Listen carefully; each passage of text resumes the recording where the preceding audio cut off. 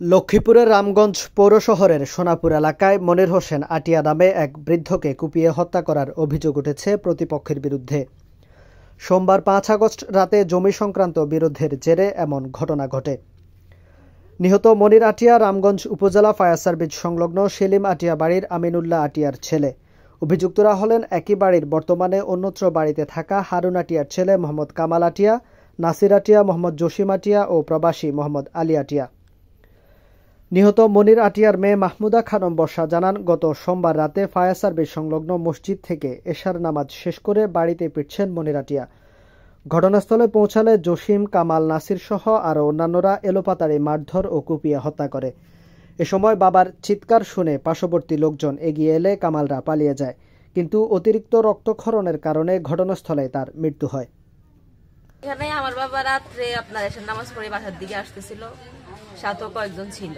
পরে ওরা হঠাৎ করে বলতেছে আমাদের দোকানে কে আগুন দিচ্ছে, এটা বলি ওরা আমার বাবা বলে আমি কি জানি। উনি কখনো কোনো রাজনীতির সাথে জড়িত ছিল না, কোন রাজনীতির খাতা আমার বাবা কখনো পাবেন না। উনি একজন সম্মানীয় ব্যক্তি, উনি কোন দলের সাথে কখনো জড়িত ছিল না। পরে ওনাদের এটা বলিয়ে ওই পূর্ব অনেক আগের ক্ষোভ থেকে জায়গা জমির বিরোধ থেকে ওরা আগে পুরো পরিকল্পিত করে রাখছে যে ওনারে ইয়ে করলে ওনারে আক্রমণ করে বা ওনারা হত্যা করবে, এরকম আরো অনেক আগে থেকে আমরা অনেক হুমকি দিছিল সম্পদ নিয়ে আর কি। পরে এটা বলার সাথে সাথে সবাই ওদের দোকান থেকে চাপাতি সহ অনেক কিছু নিয়ে আসে। ৬০ জন মিলে, ওরা ভাই ৬০ জন মিলে আমার বাবারে খুন করছে। মাথার মধ্যে 2 কোপ দিচ্ছে, আপনার পায়ের মধ্যে 2 কোপ দিচ্ছে।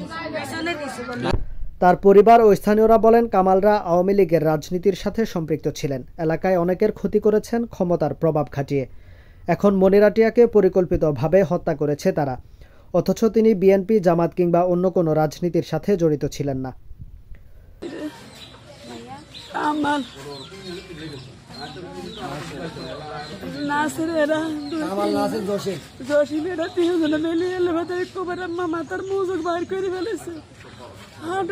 কাটি ফেলাইছে, এরা সবই আমার স্বামীর খুন করে ফেলাইছে। হাসপাতাল নিয়েছিল, আমার স্বামী মারা গেছে। আমি সবার কাছে দিয়েছি এদের ফাঁসি চাই, আমি আর কিছু চাই না। আমার কেউ নাই, আমার একটা ছেলে বাইরে থাকে, মেয়েও বাইরে থাকে, আরেকটা মেয়ে বিয়ে দিচ্ছে। আমি একজন, আমার কেউ নাই। আমার আল্লাহ আছেন, আমার স্বামীর হত্যার বিচার করে ফাঁসি চাই, আমি আর কিছু চাই না। আমি কথা বলতে পারি না। আমরা এখানে খাই রয়েছি। প্রথমে এরা আমার স্বাস্থ্য পায়ে নমাজ পড়ে জানালেছিল, আরে এরা রাস্তার মধ্যে খাড়া করাইছে। খাড়া করাই করতেছে তুই কি আমাদের দোকানে আগুন দিছে না, এই কি তোর দোকানে আগুন দিয়াম, এটা তো কে কইছে, এটা কইছে ইসে দিয়ে মনে করেন দামাদি কপ দিছে জসিম মিয়া, কামাল মিয়া কেস দিয়ে কপ দিছে, আবার ওই নাসির মিয়া বরের জায়গা ব্যাগ কপ দিছে। মানে চোখের সাথে 1 মিনিটের ভিতরে এরকম ইয়ে করেছে। আমরা আরো অনেকে ছিলাম এই জায়গা। এখান থেকে মাইজুর থেকে কুমিল্লা নিচ্ছে, কুমিল্লা হতে মারা গেছে।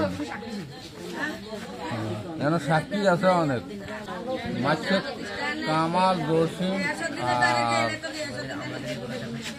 নাম কি কামাল, জসিম, নাসির আর মোহাম্মদ কিনলে মাছ স্যার, এটা তো আমরা আর করছি। সে আইজন লজিল বাজার থেকে এশার নামাজ ধরে এই টাইমে হত দোকানের সামনে রাখি মাটি ফেলে। অপরদিকে অভিযুক্ত মোহাম্মদ জসিমের স্ত্রীর দাবি, ঘটনার সময় দুর্বৃত্তদের সঙ্গে তাদের দোকানে আগুন দেয় মনির হোসেনও। অগ্নিকাণ্ড থেকে দোকানের মালামাল রক্ষায় তাৎক্ষণিক মনিরকে ধাওয়া দেয় স্বামী জসিম, বাসুর কামাল ও নাসির। এতে মনির ঘটনাস্থল থেকে দৌড়ে পালাতে গিয়ে রাস্তায় পড়ে মাথায় আঘাত পায়। পরবর্তীতে অতিরিক্ত রক্তক্ষরণের কারণে তিনি মারা যান। ছুরি দিয়ে কুপিয়ে মারার ঘটনাটি সত্য নয়। মনিরকে হত্যা করা হয়নি। কি করছিলেন? মনিরকে আমি শুনছি যতটুকু যে ওরা যে দেখছে, মনির দৌড় দিয়ে পড়ে গেছে, ওনাকে কেউ হত্যা করেনি। দৌড় দিয়ে পড়ে গেছে, মারা গেছে, পড়ে গেছে শুনছি এটা আর কি। ওনার শরীরে তো কোপ আছে, হ্যাঁ, ওনার শরীরে কোপের চিহ্ন আছে। আমি জানি না, আমি শুনিনি। এদিকে রামগঞ্জ থানা পুলিশের সদস্যরা কর্মবিরতিতে ও মামলা না থাকায় এখনও ময়নাতদন্ত করা সম্ভব হয়নি ডাক্তারদের পক্ষে, তাই তো মরদেহটি পড়ে আছে সদর হাসপাতালে। এ বিষয়ে রামগঞ্জ থানার অফিসার ইনচার্জ মোহাম্মদ সোলাইমান বলেন, ফোনে নিহতদের পরিবারের পক্ষ থেকে জানানো হলেও কর্মবিরতিতে থাকায় পুলিশ ঘটনাস্থলে যায়নি। সদর হাসপাতালের আবাসিক মেডিকেল অফিসার অরূপ পাল বলেন, কোনো মামলা ও পুলিশ সদস্যরা কর্মবিরতিতে থাকায় এখনও মরদেহটির ময়নাতদন্ত করা সম্ভব হয়নি। আমরা একাধিকবার পুলিশের সঙ্গে যোগাযোগ করার চেষ্টা করেছি। বিষয়টি তিনি জেলা সিভিল সার্জনকে জানিয়েছেন, তবে এখনও মরদেহটি ময়নাতদন্ত করার অনুমতি পাননি।